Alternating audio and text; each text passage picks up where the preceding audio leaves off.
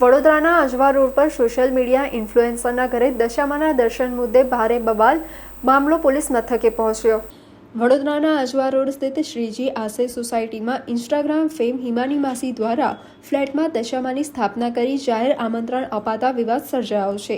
Social media પરથી સેંકડો દર્શનાર્થીઓની સતત અવરજવરને કારણે રહીશોની સુરક્ષા અને વ્યવસ્થા જોખમાતા તેમણે અજાણ્યા લોકોને ટોક્યા હતા। આ બાબતે ઉશ્કેરાયેલા હિમાની માસી અને તેમના સમર્થકોએ સોસાયટીના રહીશોને ઘેરીને મહિલાઓ તથા પુરુષો સાથે હાથાપાઈ કરી હતી। રહીશોનો આક્ષેપ છે કે બાપોદ પોલીસને 6 મહિના અગાઉ લેખિત રજૂઆત કરવા છતાં કોઈ પગલાં લેવાયા ન હતા। અંતે અસુરક્ષિત અનુભવાતા રહીશોએ બાપોદ પોલીસ મથકે પહોંચી કડક કાર્યવાહીની માંગ કરી છે।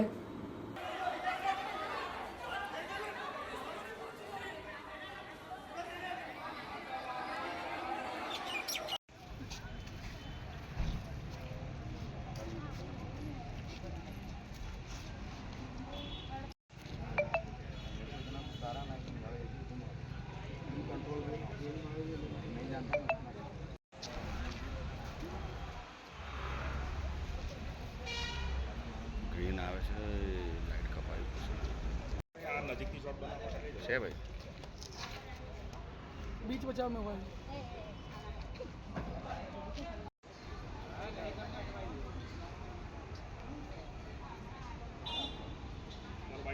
हाँ वर वर वर वर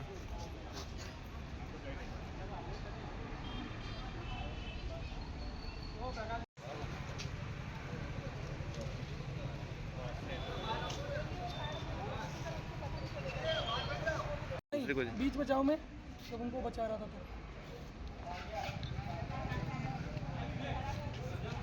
मैं श्रीजी आश्रय डी टावर में रहूँ छूँ 404 में અને અમારા ઉપર માસીબા રહે છે માની માસીબા કરીને ઘણા 2021 થી અહીંયા રહે છે અને કોઈ તકલીફ નથી। એના પછી 2023 થી એમની આખી ફેમિલી રહેતી હતી, એમની ફેમિલી બધી જતી રહી અને એના પછી ઉજાગર થયા 2023 થી કે માસીબા છે।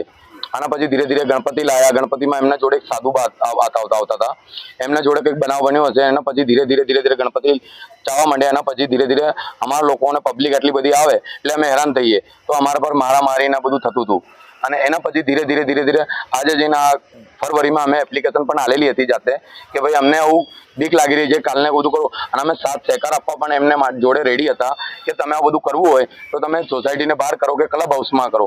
પણ એ લોકોને એમ નહોતું કે નહીં મારે તો મારે ઘરે જ કરવી છે, ઘરે જ કરવી છે। મેં કહ્યું ઘરે જ કરવી હોય તો તમારા ઘરના જ માણસ આવવા જોઈએ, બહારની પબ્લિક ના આવી જોઈએ જે અજાણી હોય। તો એના પછી આપણે કરવા દીધું, બધું થયું, આપણે કોઈ તકલીફ નથી। આજે ત્રીજો ચોથો દાડો છે અને કાલથી એમને ગાળામ ગાળીને બધું ચાલુ થઈ ગયું એમનું અને હવે તો આજે મારામારી પર આવી ગયા, લેડીઝો પર હાથ ઉપાડવા માંડ્યા। બહારથી એમના જે અસામાજિક લોકો હતા એ લોકો આવીને મારામારી કરવા માંડ્યા, નામ લઈને જાતિગત અને પછી છેલ્લે એવું બોલવા માંડ્યા કે બહારના લોકો છે, બહારના લોકોને અહીંથી ભગાવો। એટલે અમે ભારતમાં રહીએ છીએ કે કઈ રહીએ છીએ અમને નહીં ખબર પડતી કે હિન્દુસ્તાનમાં આજે આઝાદી છે દરેક સમાજને કે દરેક વર્ગને રહેવાની અને એ પણ પોતે જે છે આપણે એનો વિરોધ નહીં પણ તોય અમને મારામારીને દરેક વસ્તુમાં એવું કહે છે કે તમને બધાને ગાયબ કરી દે। એટલે કાલને અમને બધા આખી સોસાયટીને એવું લાગી રહ્યો છે અને કે તમારા છોકરાઓને બધાને છક્કા બનાવી દે। એટલે આ મિનિંગફુલ શું છે?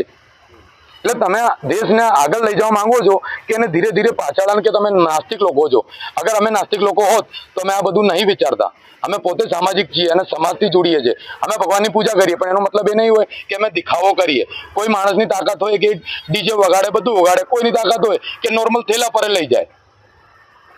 એ વસ્તુને લઈને આજે એટલી મારામારી કરી છે એમને કે આ તેજપાલ ગુજર છે એને મારી નાખો, એને ગાયબ કરી નાખો।